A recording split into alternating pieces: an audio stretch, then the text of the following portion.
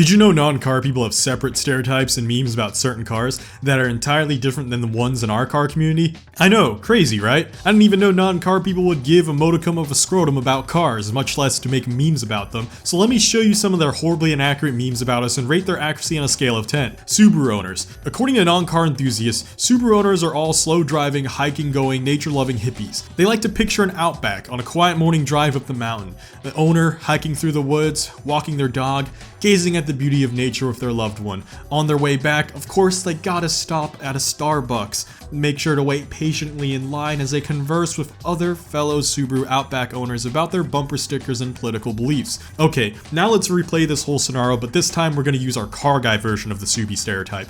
It's a loud, straight pipe morning as the WX chops and burbles its way up the mountain road. Tires are squealing, all-wheel drive be understeering, but adrenaline do be a feeling as our Subbie bro is zooming through them roads. Look at him go.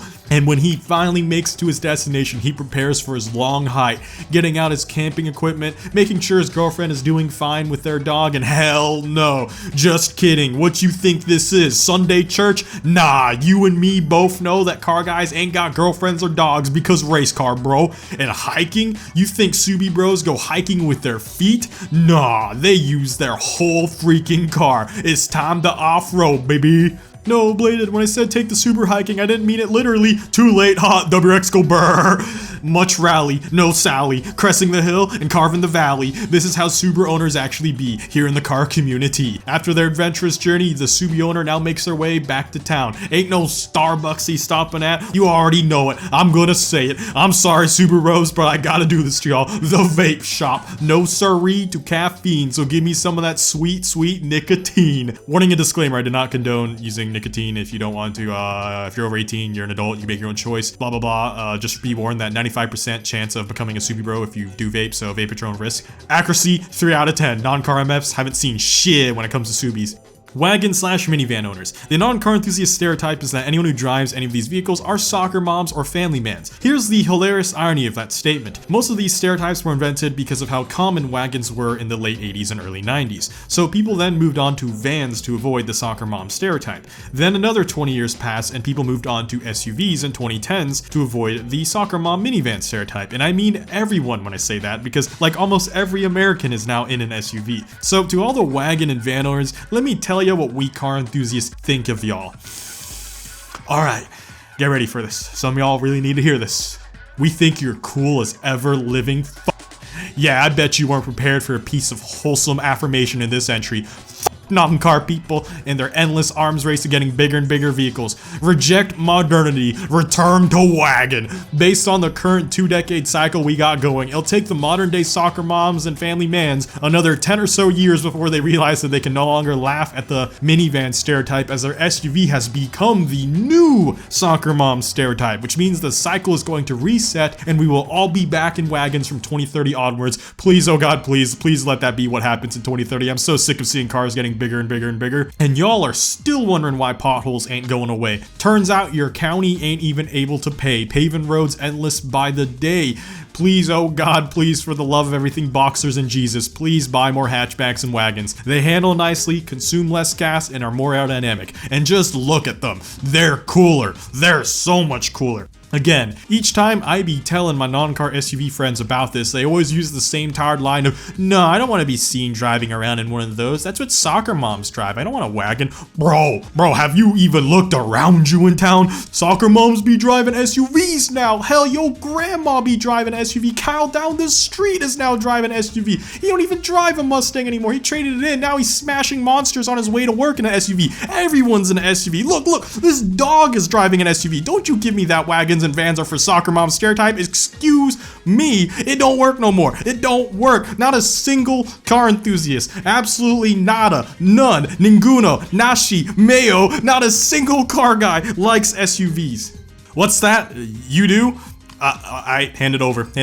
But Bladed, what about the Urus? I'm sorry, bro. I'm sorry. You still have to hand it over. We have to do this. We have to put you down. For the sake of car guy kind and the impending doom SUVs will bring upon the earth, we have to cull the weak. I'm sorry. You didn't make the cut. Hand over the card, man. No, but Bladed, there's still some cool SUVs, bro. No, we're punching the hole right now. You're revoked, man. You're revoked of your car guy status. We had to do this. All right.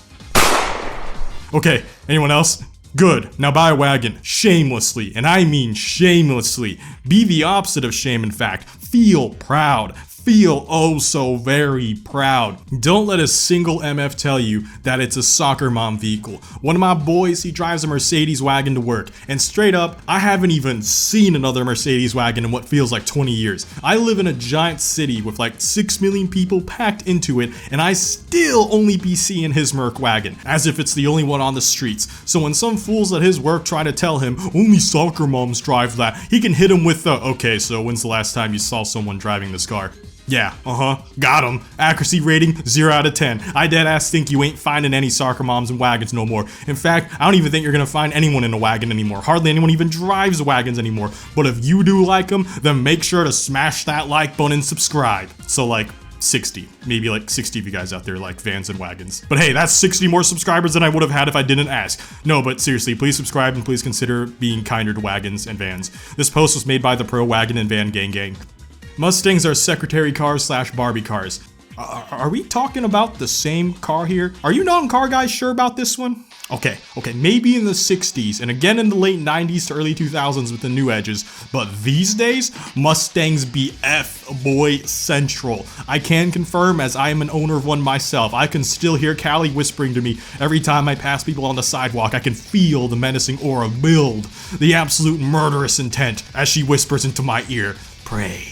Pray. It begins to possess my mind, but I gotta resist, cause I ain't trying to commit no crime. Every single meet, if it ain't the VQ Fair Lady or Infinity G, then it's the Mustang Coyote, howling up a storm straight piped and roaring like a wet fart. Some of y'all really be making one of the greatest sounding V8s sound like absolute dookie. Went into a restroom, shat in a stall, dropped the fat load, then said, yeah, this it right here. That's my favorite sound. And you gone done the same thing to your poor car, now she's farting all throughout town. Meanwhile, my Callie do be making that smooth growl. Man, I miss her sound sometimes. Wait a second, why am I acting like she's still hundreds of miles away and that she isn't already fixed? Because woo, there she is, baby, right outside my window. Rev up those engines, Ford Mustang, more Fustang. Hear that coyote go. Accuracy rating 4 out of 10, since some Mustang owners do be Barbie still.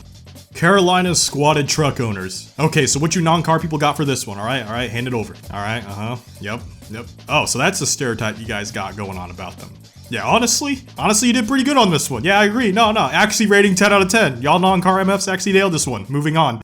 Fiat 500 and Mini Cooper are Preppy Girls cars. Okay, I don't even need to describe this one. Just take a look at these screenshots I took from a website that ragged on these vehicles. So the stereotype amongst non-car enthusiasts is that only preppy girls who get their nails done and waste daddy's money are the types of people who drive these cars. If we're talking about the new Beetle from the early 2000s, or the Fiat 500 when it first released in the US, then I might see this holding some merit. But if we're talking about them now, especially since the Fiat 500 is now discontinued and after many non-car preppy girls did own them and break them to shambles from lack of maintenance, most of these cars are actually driven by stinky, sweaty, smelling mechanics. The certified alpha Chad G's of the car community. I've got a buddy who's a master technician here in Georgia who drives in a barf, and he's been wrenching up and taking care of it. It's one of his favorite cars to drive too. It's very punchy, decently fast, and surprisingly nimble. He's the last type of person you'd guess to drive a car like that and pull up in it and get out of that car. Shockingly, he's not alone either. There's entire Facebook groups and Reddit groups dedicated for these types of cars, and a lot of these people autocross them, race them, track them, mountain run them, toge them, even drag build them, and overall just wrench on them and fix them up and have some fun. For this one, I still gotta give non-car people credit where credit is due. They get an accuracy rating of 6.9 out of 10 because these cars absolutely did attract the initial audience they memed about. But as time went on, those cars were thrown away like the disposable fashion symbols they were marketed as. It's a bit somber to think about. The whole Beetles, Minis, and Fiats are unreliable is mostly a myth that got perpetuated because the owners who tend to buy those cars didn't follow the maintenance schedule, which spiraled those cars